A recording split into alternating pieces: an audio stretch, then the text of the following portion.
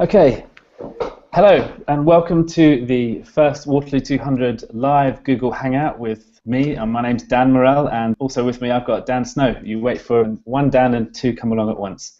6 months ago, Dan Snow teamed up with Waterloo 200 and reached out to schools in the UK to see if they would participate in researching and investigating soldiers that had fought at the Battle of Waterloo. Dan, do you want to tell us about what's been happening?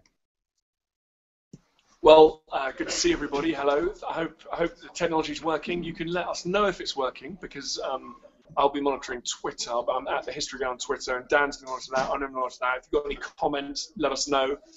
But yeah, I'm just sitting here in the BBC. There's a bit of a hubbub going on around me. I hope it's working okay for sound. So we wanted every single school to just research the local connections, and we're talking schools in Belgium. We're talking schools in. Well, I tried to get a school in France. We might talk about that a bit more later on. And the UK, Ireland, all the kind of places, all the places where people fought and were involved in the Battle of Waterloo. And there's been a great response, so thank you all, everybody, for doing that and bringing some of your research to our attention. And we're looking forward to kind of exploring it more and getting it all published.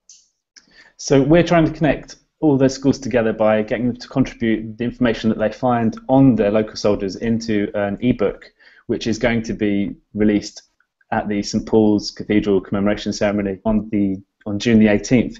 The Google Hangout right now is something that we've done to connect with as many of the schools that are participating in this program, and hopefully many of you are online with us right now, and some of you are watching it afterwards in your classrooms.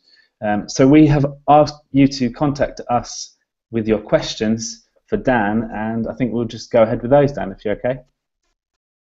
Yeah, let's take some questions, and remember, if you want to follow up questions, try and come in on the Google Hangout if you've got the technology in your classrooms, or send us a tweet. I'm at the History Guy on Twitter, so let me know if we can answer any of your questions more specifically. But yeah, Dan, we'll start with a few questions that came in over the last few days. Okay, so from Cardinal Newman, we had Andrew George contact us. This is Cardinal Newman Catholic School. Andrew George said, what would have happened if Napoleon had won at Waterloo? Well, that, I think, is a really the Battle of Waterloo. It's probably worth taking a moment to stop and think, well, how important was it? How would the world have been very different? If Napoleon had won the Battle of Waterloo, historians think perhaps he would have been defeated anyway. The Austrians and the Russians were massing hundreds of thousands of men on the eastern border of France, and they were going to charge towards Paris. So what probably would have happened, Napoleon would have managed to capture Brussels, he'd have pushed on into the Netherlands, the Prussians and the Brits would have gone flailing back, but it does seem like the whole coalition probably would have ended up strangling Napoleon, but maybe not, we don't know, that's military history for you. But what we do know is that Waterloo brought to an end the career of one of the greatest military commanders of all time, one of the greatest politicians and statesmen of all time, Napoleon Bonaparte. It brought to a conclusive end a war that had ripped Europe apart for over 20 years, which at the time the people involved in that war and their societies called it the Great War, just as we now call the First World War the Great War. So it had a similar impact to the First World War on the world of the 19th century. So it was a hugely important battle. Fantastic, thanks Dan. We have actually got the International School in Waterloo as part of the programme, and Alexis has asked, do you think that Napoleon's defeat was due to bad luck or bad strategy? Another good question, that one. That is the, life, military history, all of these battles that get won and lost, all of these political campaigns that get won and lost, like the one we've just had, the general election campaign here in Britain. Was it bad strategy? Was it, was it the people in charge making bad decisions? Or, you know what? There's bad things just happen. Luck, bad luck. And I certainly have been involved in a lot of projects in my life that haven't worked out, and I'm sure it was partly my fault and partly bad luck as well. But I think Napoleon did make some big mistakes at the Battle of Waterloo. His strategy building up to it was quite good. He advanced north through France from Paris extremely fast and in great secrecy. He crossed the border. He managed to get right in between the Prussian army and the British army. He managed to beat the Prussian army. He sent them off to the north after the Battle of Ligny. But he then started making mistakes. He wasn't quick enough to pursue the British army as it retreated back to Waterloo, and also his commanders, particularly a man called Grouchy, was not good enough about harassing the Prussian army, getting in the way of the Prussian army, stopping them joining up with the British. On the day of the actual battle itself, on the 18th of June, I think Napoleon also made a couple of bad decisions. And he let his junior commanders kind of run away with the plan. He didn't have a tighter grasp on the battle as he had done at the Battle of Austerlitz. And so in 1805, and some of the great victories of his early career. So he let Marshal Ney, who was this flamboyant, very amazing, brave character, waste hours with crazy cavalry charges against the British and Allied centre, for example, that I think probably wasn't the wisest thing to do. But there was a lot of bad luck involved. The weather, the mud was so thick, Napoleon couldn't deploy his troops as early as he wanted to. But he was suffering from stomach ulcers. He wasn't the man he'd used to be. He was tired. He was lethargic, and so I think he wasn't quite he was a bit like a great tennis star. Say Roger Federer, on his day, the best in the world, but now slightly past his best. I hope Roger's not watching this. If you are, I'm sorry, buddy. But I think. There was also bad luck, and in good luck for the Allies, which is the big central decision that was made, was that Blucher, Marshal Blucher, the Prussian commander, he decided he would go to the British, and lots of people were advising him not to. They said the British will never stand and fight. Don't worry, let's just keep going with our retreat and rebuild our forces. And Blucher said, no, I believe in going to help the Duke of Wellington and the Allied army. I think they'll stand and fight. And that was a brilliant piece of luck for the British and Allies, and it's something that was outside. Napoleon didn't know that he was going to do that, so a mixture of both. One thing I always quite like about Napoleon, by the way, big myths of history, is everyone says Napoleon was short-haired, small man syndrome. Well, in fact, Napoleon was 1.7 meters tall. He was 5'7", which is actually completely average height for a person of that period. So it was just British propaganda that said he was short. They tried to belittle him, literally. Mondale, who's 9 years old at Hyde School, asks, how did Napoleon escape exile? That's a funny story. He was on exile in the island of Elba, and there was a British officer kind of watching over him. And it turned out that the British officer went to visit his girlfriend in Italy for the night, and Napoleon managed to slip away on some French ships and managed to land on the coast of France whilst this British officer was away. So a classic example in history of a person making a bad decision and having huge consequences. And then Napoleon managed to march up through France, very charismatic character. People were drawn to him. When soldiers were sent to stop him by the French government, he would just rip open his jacket and he'd say, "Soldiers of France, if you want to shoot your emperor, shoot now." And of course, they all cheered and threw their muskets down and embraced him. So it was an amazing story. John Reeve and Alex O'Callaghan Brown from Charthouse ask, was Napoleon's return to power doomed to fail? I think lots of times historians, armed with hindsight, spend the whole time going, well, clearly Hitler couldn't have knocked Russia out of the war during World War II, for example. And actually, you go back to the time, it could all have been very different. It does seem that the Allies in 1815 had decided that Napoleon represented a clear and present danger to the whole way of life in the whole balance. So the Spanish, the Austrians, some Italian troops, the Germans, people from many different German countries, the Russians, and the Brits were all allied against Napoleon with extreme determination. They were going to get rid of Napoleon. However, Napoleon is one of history's greatest generals. If he'd been able to crush the British and Prussians at the Battle of Waterloo and then move against the Austrians and Russians, who knows what might have happened. So it was unlikely to succeed, but listen, history is full of stories that were unlikely to succeed. Take Alexander the Great crossing into Asia and managing to crush the Persian Empire. No one would have, if that hadn't worked, we'd all be here now going, well, Alexander of Macedon, who do you think he was, that guy? It was obviously always doomed to fail. So I'd be very nervous about the doom to fail, but the cards were stacked against him, that's for sure. How do you think Europe would have been different today if Napoleon had won? And this question was asked by Ethan Story at Bishop Lafayette. Well, again, I keep saying it, but that's a very good question. By the way, on Twitter, can I just give a shout out to Greenfield School who are watching? Hello, your teacher, maybe Mr. Davies, I think he is, or maybe he's one of the kids. He looks so young, it's hard to tell. So well done to Peter Davis. If you're a teacher, you're a young-looking teacher. Anyway, I think Europe would look very different. If Napoleon won the Napoleonic Wars, Europe would look completely different today. Napoleon reshaped Europe as virtually no conqueror has ever done before or since. He smashed the ancient and powerful kingdoms. He crushed the power of the Austrians, the Prussians. He would have very probably seriously dented the Russian Empire's might if he'd been successful against the Russians in 1812 and afterwards.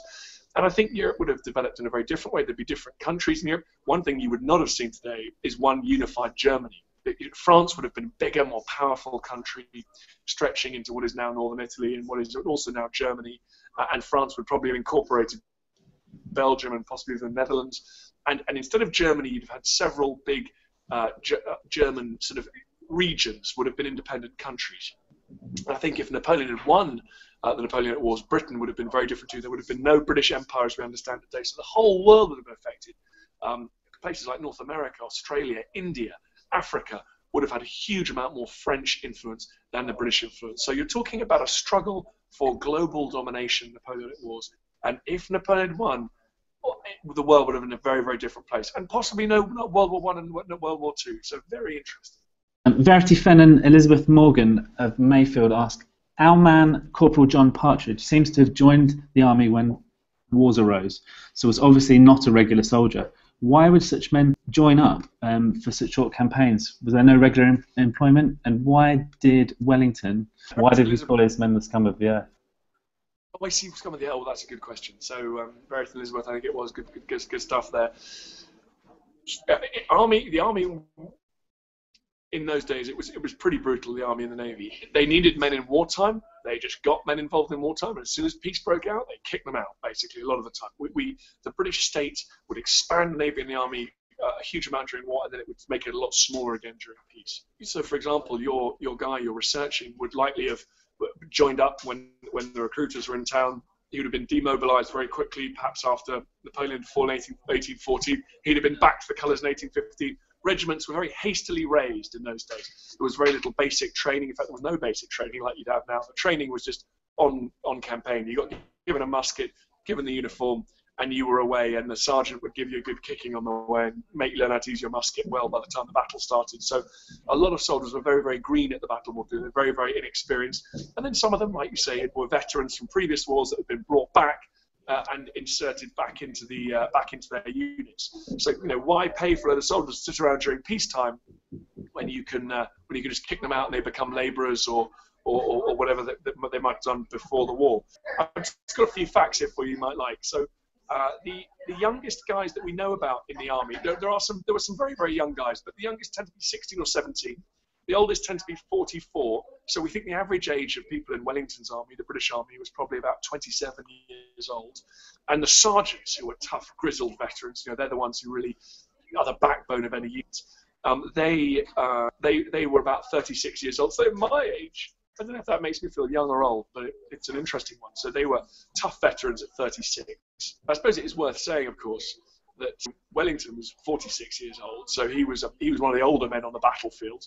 And he was in the saddle all day. He was extremely physically tough. He had remarkable endurance. He'd fought something about 24 battles or sieges before the Battle of Waterloo. There was 23 victories and perhaps one draw, perhaps one loss, a place in Spain called Burgos. So anyway, that's a bit more about the men and Wellington. Oh yes, why did he call them scum of the earth? Well, because in a way, it was a strange backhanded compliment. He called them the scum of the earth because he wanted people to understand that they were recruited from the lowest orders of society. They were scum to him. To aristocrats like him, they were scum. But given the right leadership, given the right equipment, given the right training, they were actually the finest troops in the world. So he's kind of like, even though they're scum, look how great they are. It's that kind of thing he's trying to get across. But yeah, you're right to suggest, don't forget Wellington is a real aristocrat. He's a real elitist.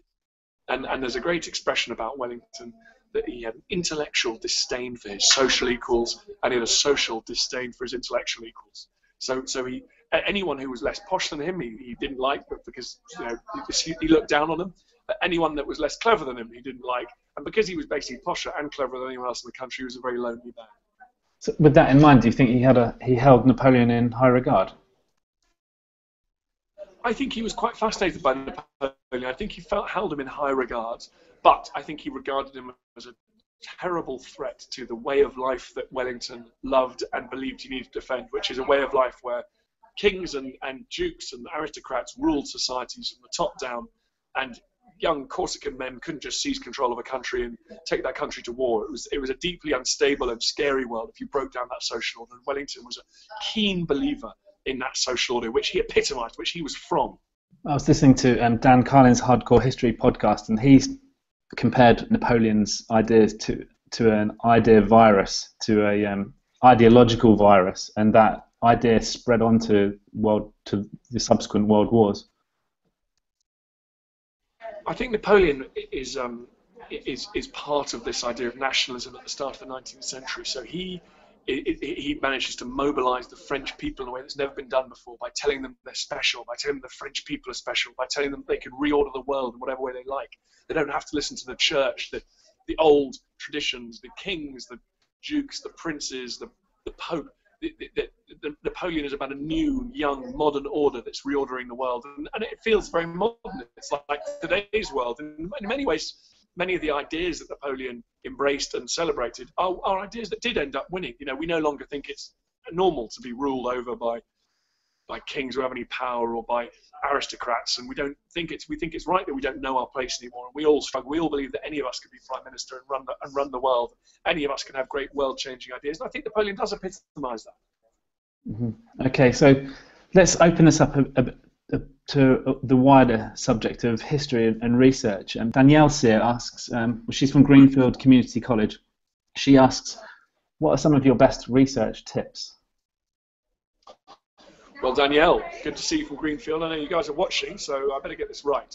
My best research tips are, I really enjoy going back to the primary sources, go to the archives, go to the libraries. It's something wonderful about handling the material from the time. When you read a letter that was written by Napoleon or Nelson, I love reading letters from Nelson. I've been to the National Maritime Museum and Public Record Office, and the Nelson's letters, when he had his right arm blown away by a terrible wound he sustained, he started writing with his left hand, and his handwriting was terrible. He was getting frustrated, and you can see that in these letters. You can still handle them today. So I'm very lucky to be able to do that as part of my job and part of the work at the BBC. You know, I've handled the American Constitution. I've almost come near Magna Carta. I've never been allowed inside the glass box, actually, but that's a very special thing. Also, think outside the box. Think about, if you're studying the Vikings, or if you're think about what the world was like when the Vikings. Don't just read about the Vikings narrowly and what they did and who said what to who. Think about the world in the 9th century, in the early medieval period. Think about reading something by guys who are writing about geography or the climate in that period. Try and look sideways from your topic as well. It will give you loads of great insights. Hope that helps, Daniel. Nitty from ISF Waterloo, she's asked, has anyone actually compared the Duke of Wellington and Napoleon's views of how the battle progressed? Napoleon famously said, the victors write the history books. Interesting, Napoleon attempted to write the history books because he spent a lot of his time in exile. He spent a lot of time basically blaming everyone else for the defeat at the Battle of Waterloo. He said Wellington's not a good general. He fought in a very conventional and boring way, and he hid his men behind the hill. Napoleon sort of says Wellington's an uninspired general. He's just a defensive general. He has no offensive flair. And Napoleon was brutal in blaming everyone around him. He particularly blamed this guy I mentioned at the start, Marshal Grouchy, for not being aggressive enough and not chasing the Prussians enough. Of course, Napoleon did have a point about that. But so yes, absolutely, Napoleon had a very different take on the Battle of Waterloo, but it was mainly one that not in terms of what actually happened, but in terms of blaming other people for the eventual loss. Kieran Williams and Callum Goodchild, they're from the Wellington Academy, and they've asked, how significant was Blucher and the Prussians' role? Right, well, Blucher was very important. Blucher, I think, brings about 30,000 men to the battlefield in the end, and has a huge part to play. People often say, "Oh, the Brits like to write everyone else." So from the international school at Waterloo, people often think the Brits write out other people involved in the Battle of Waterloo, and I don't think we do actually. About a third of Wellington's army were British. It's an amazing fact. Only 25,000 men in Wellington's army were British, 1/3. The rest were Dutch, Belgians, and other places in Germany. And Marshal Blucher arrived with 30,000 men and played a huge part. Much of Napoleon's elite guard, his reserve, It was holding back to try and smash the British line. They had to go and deal with the Prussians as they advanced on Napoleon's eastern flank. So they played an absolutely vital role. And I think that it is an Allied victory. There's no question at all. Roseanne Hodner at Trinity has asked, our soldier was 16 years old, Comet cavalry. What and how important was his role have been? Well, at 16, he'd have been one of the youngest people on the battlefield.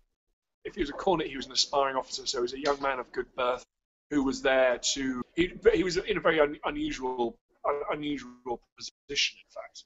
But he would have played a key role in the big heavy cavalry, in the big heavy cavalry charge that saved the British flank in the early stage of the Battle of Waterloo. So the French attacked up the right hand.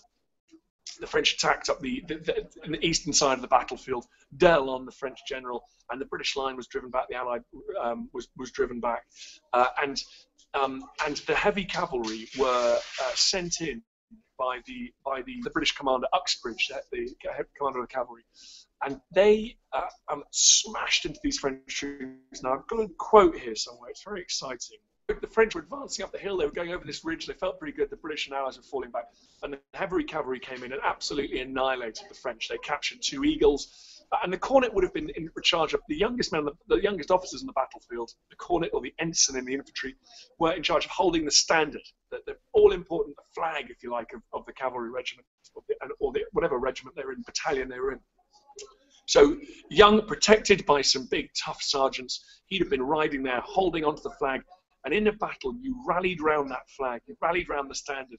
And if you saw the standard get captured by the enemy, that was incredibly dishonourable, and you had to throw yourself into the battle to try and protect it.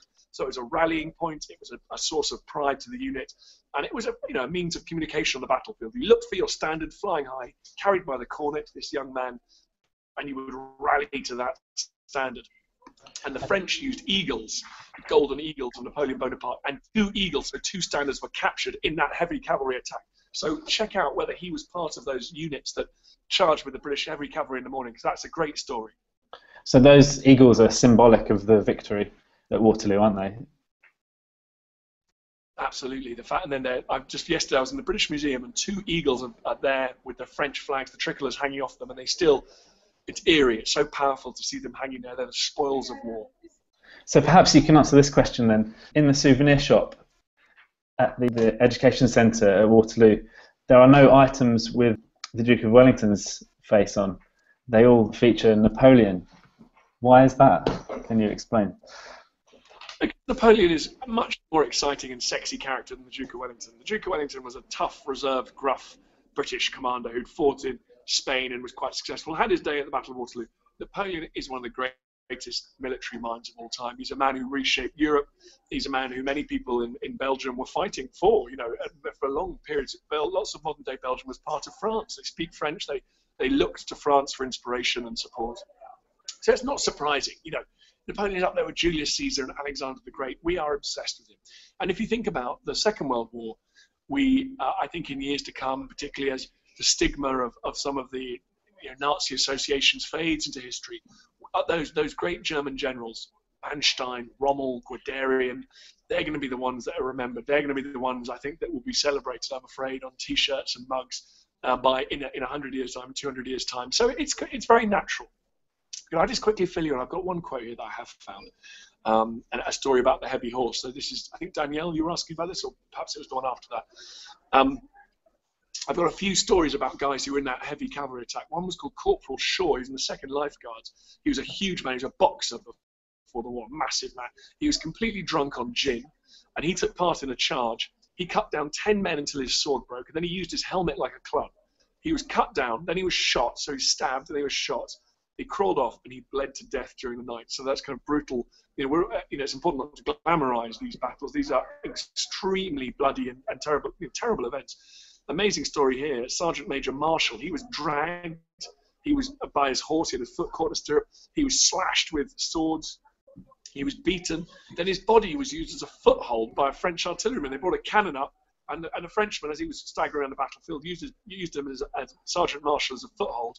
And for 2 days and 3 nights he lay there. He had 19 lance wounds and sword wounds. and he survived. And we know he survived because we have he claimed a pension from the British government. He lived in Belfast. He got 2 shillings a day for the rest of his short life. So amazing stories like that. I look forward to you guys finding some more research out like that.